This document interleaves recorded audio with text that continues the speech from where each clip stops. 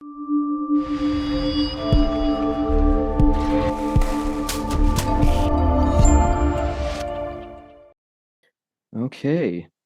Good afternoon, and welcome to the Middle East Forum's weekly podcast series. My name is Anaf Kalam, and I will be moderating the discussion today. I'm here with today's guest, Dexter Van Zile, the managing editor of MEF's publication Focus on Western Islamism, and the Violin Family Writing Fellow at the Middle East Forum, here to discuss an incident that happened in May of 2023. Back then, Dexter wrote an expose about the presence of Trusy Allah, a member of the Nation of Islam on the staff at the Suffolk County District Attorney's office in Massachusetts.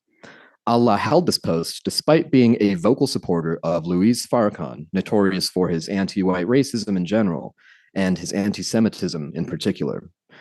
After other reporters documented an anti-Semitic statement that he made, Allah was placed on paid leave while an investigation took place. Well, it took almost a year, but it appears that Allah has left the building. His last paycheck from the state of Massachusetts was dated February 10th, and his LinkedIn reveals that he is no longer working for the district attorney's office.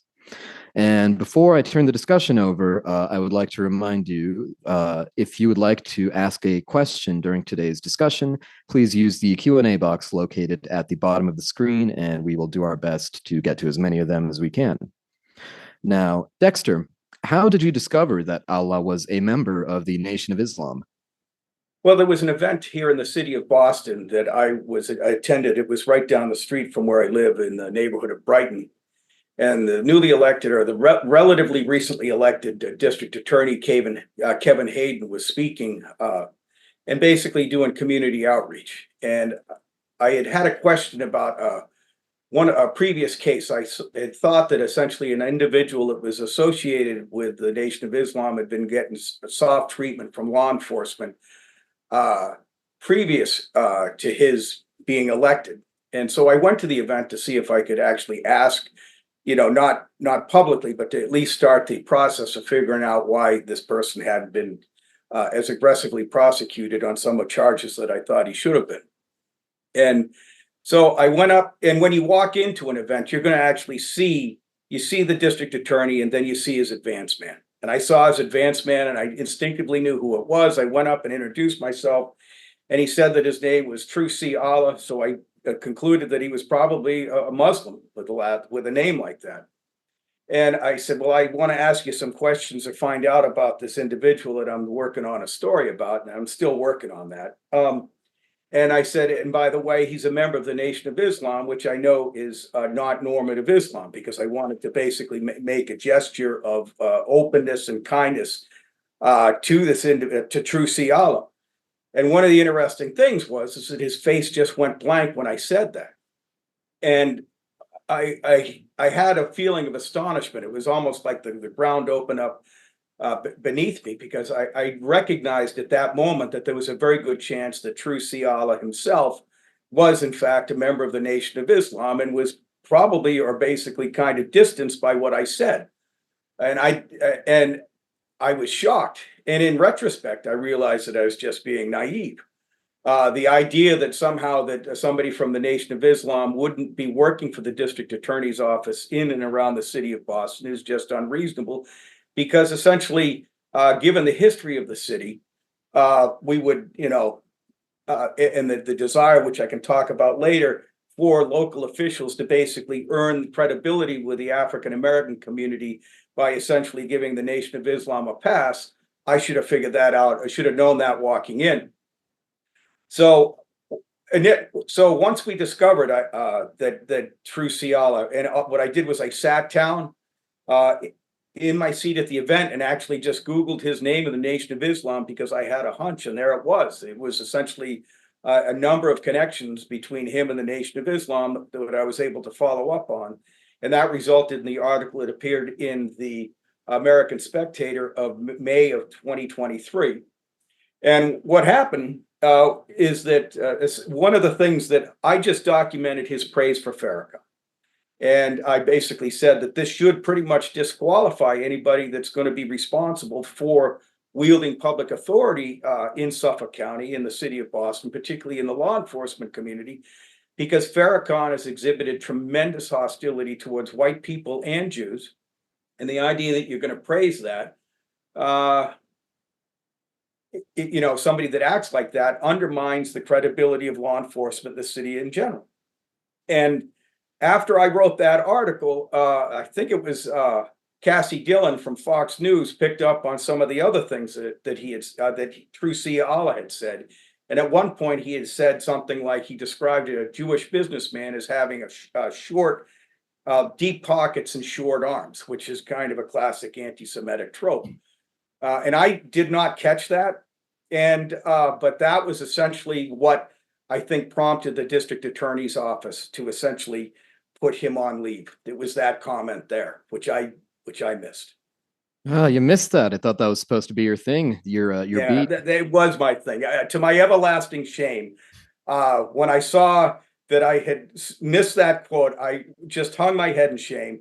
But I think in the long run, it was providential, because when I think what had happened is that I think people, and I'm guessing, I'm speculating at this point, but it's important to start thinking about what type of decisions people are making. I think people at the district attorney's office said, we can survive this, we can get past it, when the first article came out. And then when the second round of coverage, which included a piece by the Boston Globe, came out, that was after he was put on leave. But once that comment came out, that was when he was put on leave. And I think that if that comment had been exposed in the first round of coverage, I think they might have been able to weather that storm. And there would have been a way for him to basically keep his job if he had apologized and said that this was terrible and that he's no longer affiliated with the Nation of Islam. And we can talk later about that. And I think that he could have stayed on, but he didn't, ultimately. And so I kind of assuaged my conscience by saying, well, at least, the second round of coverage, if we had dumped all of the information out there in one shot, they might have weathered the storm, and it might not have become the controversy that it needed to become, and the learning event that it needed to become. Yeah, so I'll get to the Boston Globe story here in just a sec. But first, I want to ask, how did Allah achieve mainstream status in Boston despite his radical politics? Okay, I think one of the things that we have to understand is that I think that the history of this actually goes back to a 1989 case that took place in the city of Boston. It was the Chuck Stewart case. And what happened was that Chuck Stewart murdered his wife while he was driving through Mission Hill, which is a neighborhood of Boston with a significant number of African Americans. He called the police and said that he was a victim of a carjacking perpetrated by an African American. And essentially, the Boston police found an African American and basically arrested him and charged him with a crime. And as it, said that this is the guy, we got the guy. And essentially, when it was found out that Chuck Stewart was in fact responsible for the murder, it basically put, I think, an aura of shame. I was living outside of Boston, and I remember when that news broke. And I think that what happened is in the years since that case, that was a milestone event in the city of Boston. Absolutely a milestone event. And it basically put a lot of people on notice that people needed to change how they engaged with the African American community, particularly in the law enforcement community. And one of the things that they needed is that I think that they needed to reach out to the African American communities in ways that they hadn't already.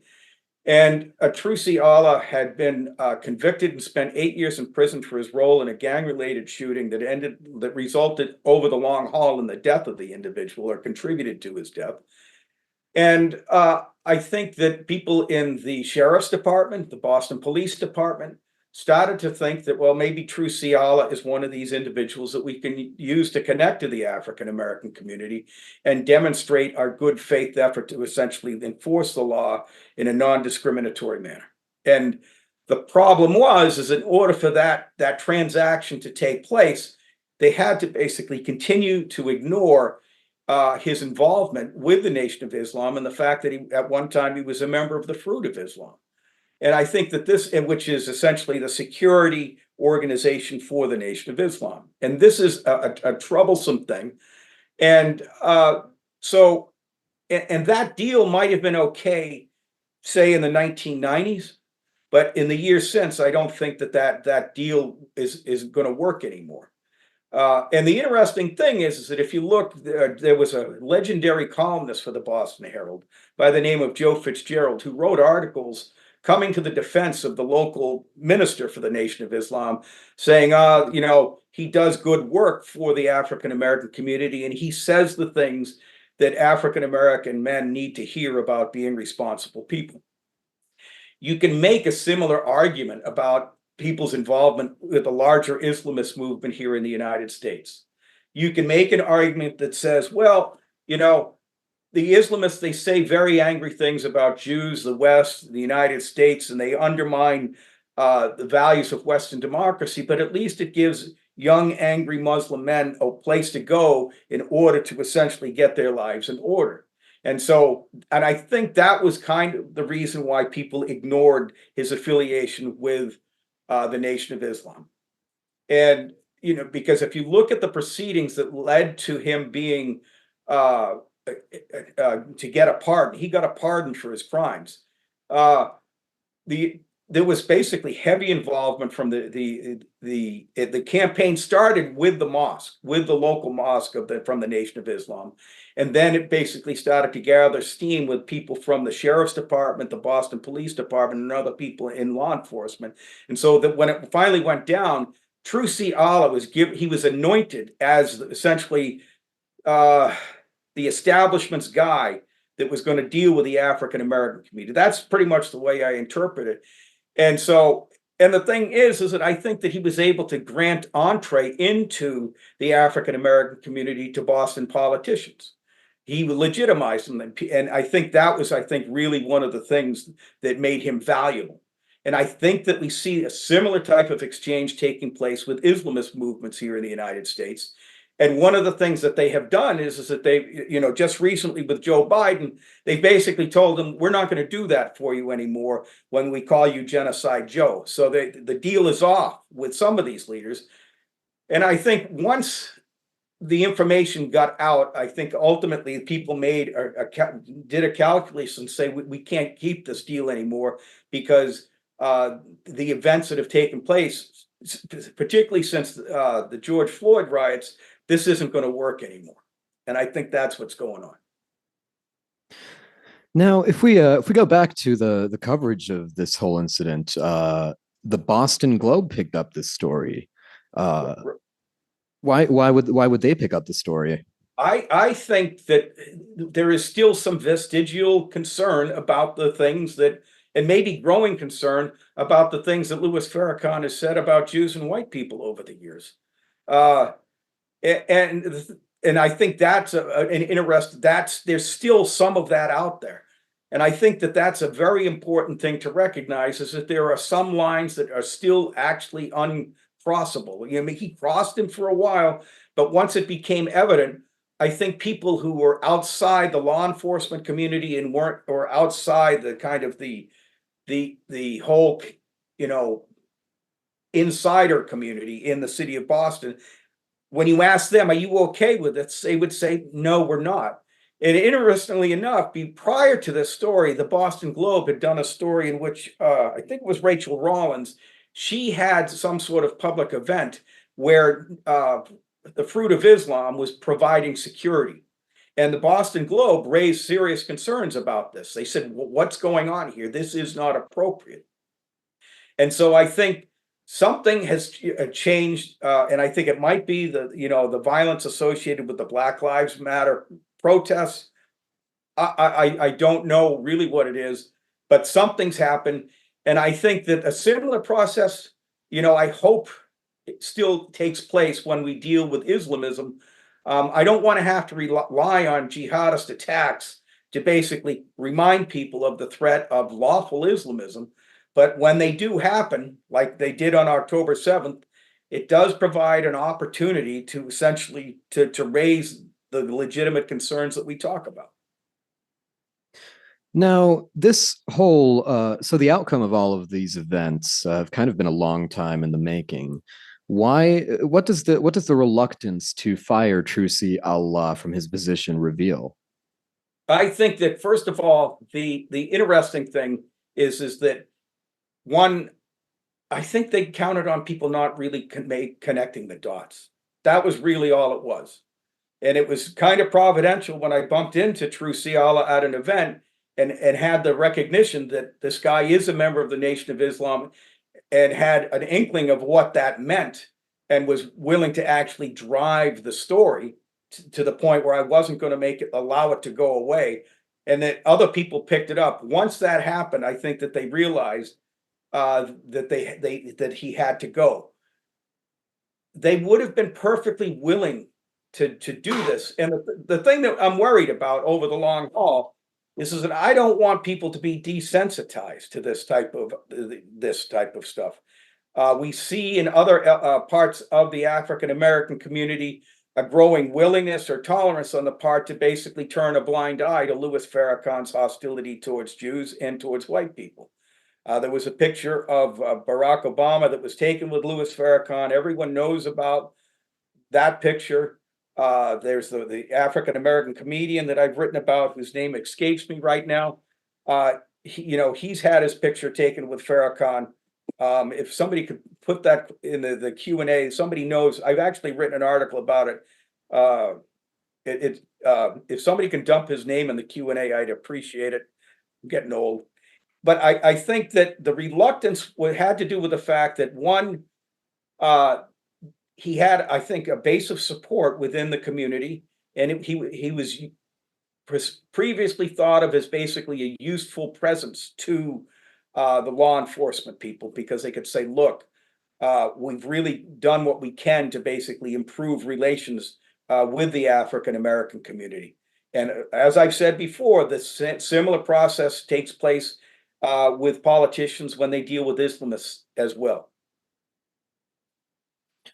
Now, I'm gonna real quick just remind the viewers and listeners, if you have any questions, you can feel free to type them into the Q&A box. But in the meantime, I want to bring up something you said in your last podcast appearance on this. You talked about how extremist Imam Abdullah Faru has been able to achieve insider status in Boston because of his work on social issues. Is a similar process going on? It sounds like a similar thing is going on with Trusy Allah. Yeah, just recently I interviewed an individual by the name of Muhammad al-Husseini, who is a very important. If you go to focus on Western Islamism, you'll see an article, a news and brief story about how the Interfaith Network in England has lost public funding.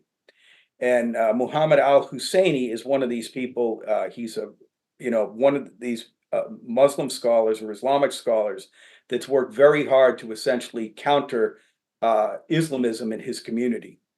In the interfaith community, he's actually worked very hard to basically expose. And one of the things that he has argued is that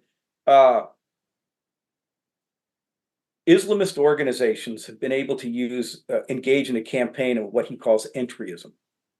And what they do is that they use civil society institutions, and they use civil movements, public movements, that they can use to basically circulate and get credibility within the larger society. And because people are generally largely ignorant of some of the hostile things that they've done, or some of the affiliations that they have, the Muslim Council of Britain, for example, is really tied in with jihadist organizations in South Asia. But it was also a prominent figure in the IFN, the Interfaith Network. Abdullah Faru, similar process, entryism. He has said hateful things about the United States. He has said some pretty outrageous things about Israel and about homosexuals and Jews. And he's promoted that type of narrative. And you can read, and I spoke about that at the last event. And so I think one of the interesting things is that we have to understand that politicians will engage with anybody that they think that they will get them votes. That's really all it is. And if they think that associating with Islamists or other radicals is going to get them more votes than it's going to cost them, they'll continue to do it. But as soon as they start to become uncomfortable with the calculus and they start to wonder, well, this might hurt me in a general election, then at a certain point, then they will start to abandon their erstwhile friends. And so this entryism is a very interesting strategy. And as I argued in the last webinar that I gave, Abdullah Faru has been able to use his affiliation with the interfaith community in the city of Boston, and also use the fact that he promotes and organizes and leads a food pantry that people rely on. That's why he's been able to essentially maintain his status as an insider in the city of Boston. And the only way that you can basically deprive him of that status is to basically expose what he says and hope that there's enough people during the next election to really raise the concern. And I think that was pretty much what happened with Trusy. At a certain point, they just did the calculus and said, okay, you've done good work for us. And the thing is, the interesting thing is that at any point of this, he could have basically disassociated himself with the Nation of Islam. He could have apologized, and he might very well have been able to weather the storm. But the problem is that, maybe he was just, and I'm speculating at this point, maybe he was too ideologically committed to the Nation of Islam or too connected to it. He could have done what Warith Deen Muhammad did and say, look, we're going to embrace Sunni Islam. And we're basically going to embrace mainstream Islam.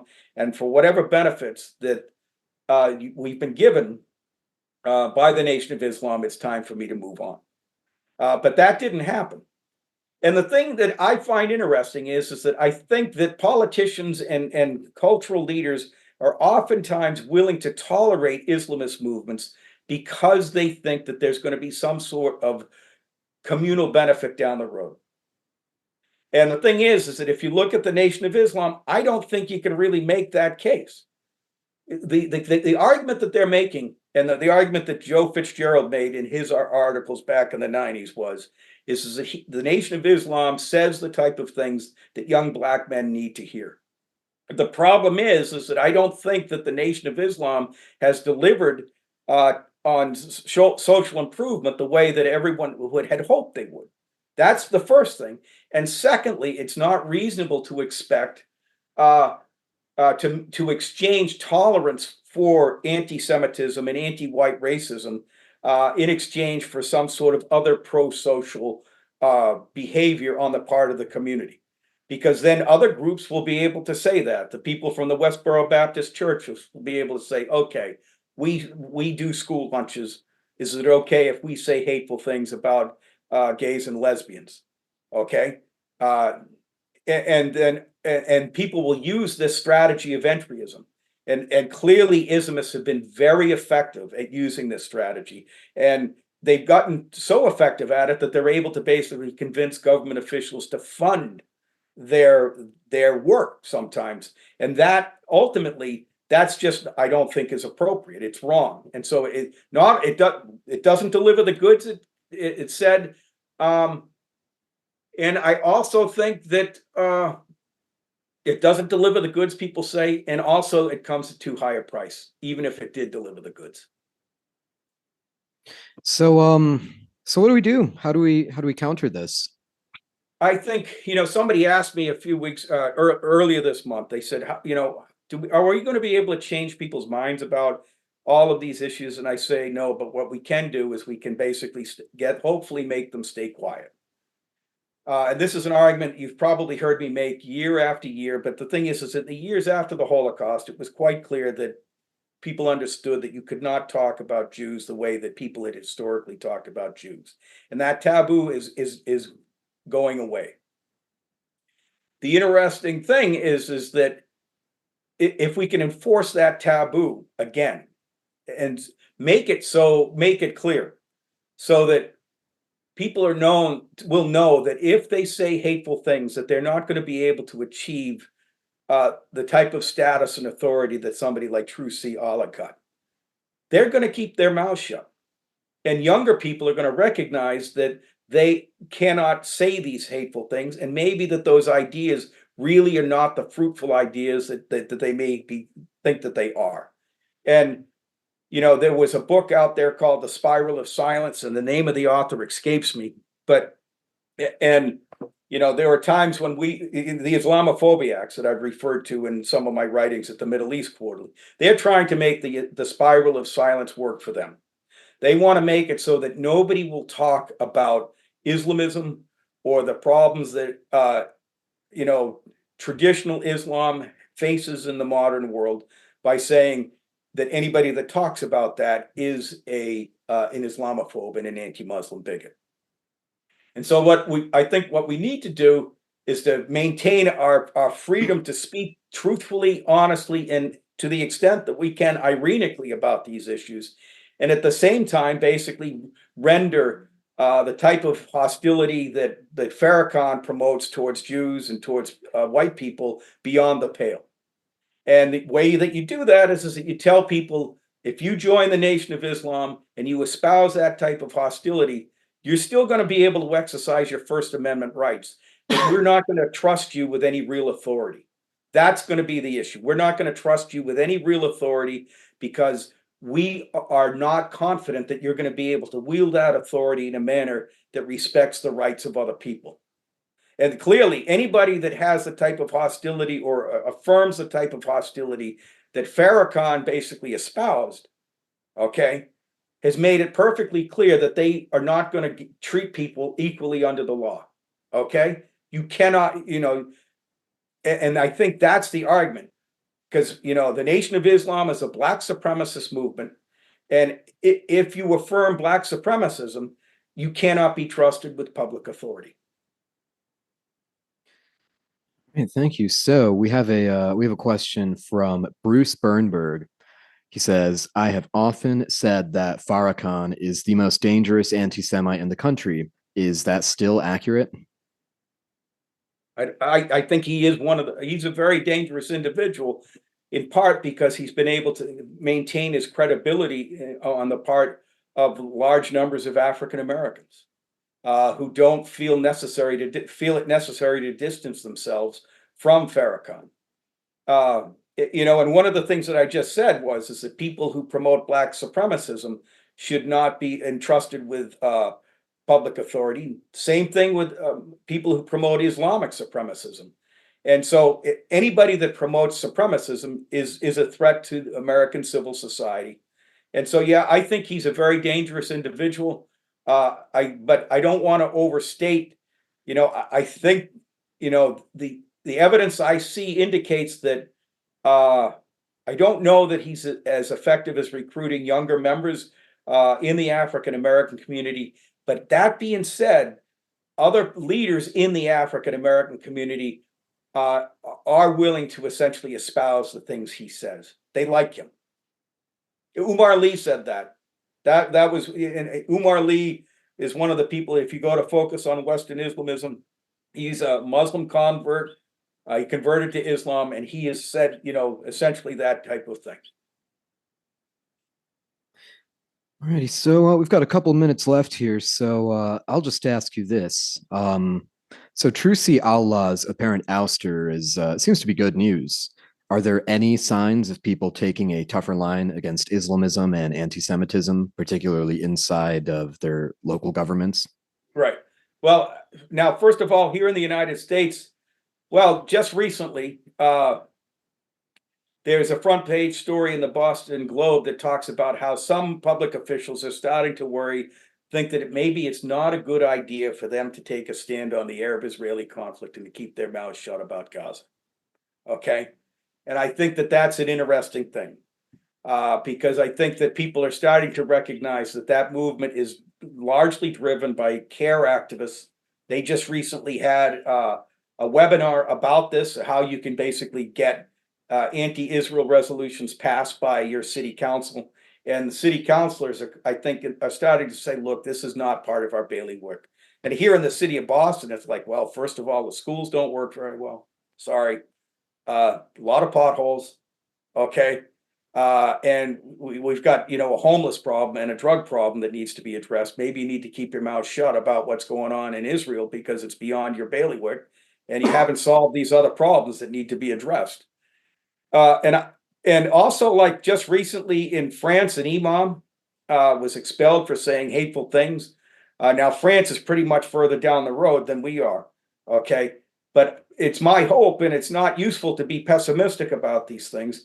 It's my hope that people, if we can hold up the Constitution and say, why are you here? Are you here to basically enjoy and respect the rights of others that are outlined in this Constitution? Or are you here to basically undermine the rights that are outlined in this Constitution? Why are you here? And we have to keep going back to the Constitution and say, if you espouse supremacist ideas that portray people as unfit and unworthy to exercise their rights under this Constitution, we're gonna have a fight. We're gonna fight you, and we're peacefully and lawfully, of course. But we are going to take you on, and I think that's what happened with Trusy and the Nation of Islam in Boston.